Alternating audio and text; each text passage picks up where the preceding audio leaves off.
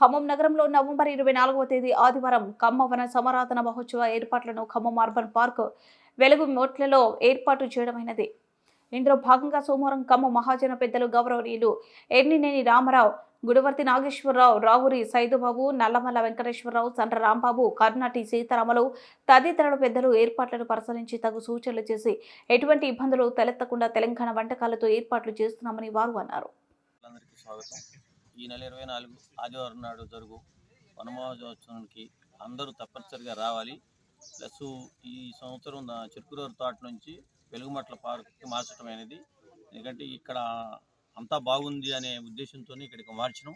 అందరూ సహకరించి అందరూ హాజరయ్యి ఈ కార్యక్రమాన్ని విజయవంతం చేయవలసిందిగా వస్తుంది.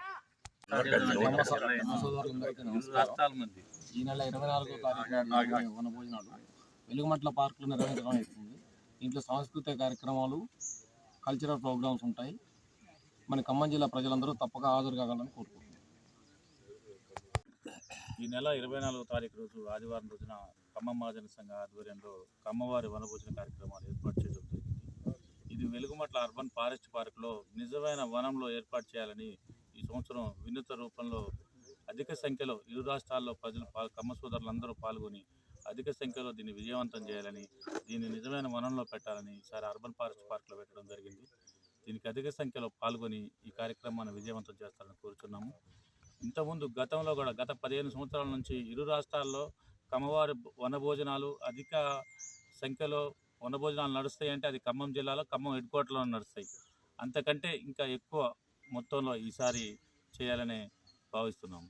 కాబట్టి ఖమ్మ సోదరి అందరూ కూడా సోదరిమణులు అందరూ కూడా దీనికి సహకరించి 24వ తారీఖు ఈ నెల 24వ తారీఖు ఆదివారం రోజున వెలుగుమట్ల అర్బన్ ఫారెస్ట్లో అధిక సంఖ్యలో పాల్గొని విజయవంతం చేస్తారని కోరుకుంటున్నాం. ఇట్లు ఖమ్మం మహాజన సంఘం ఖమ్మం. అందరికీ నమస్కారం.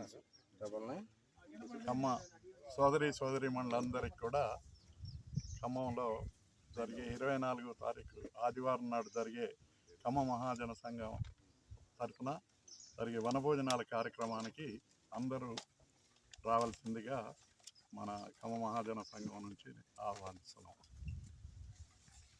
ఖమ్మంలో ఉన్న వెలుగుమట్ల దగ్గర ఉన్న ఈ ఫారెస్ట్ పార్కులో చురుగ్గా సన్నాహాలు చేస్తానికి మన కార్యకర్తలు అందరూ శ్రమిస్తున్నారు.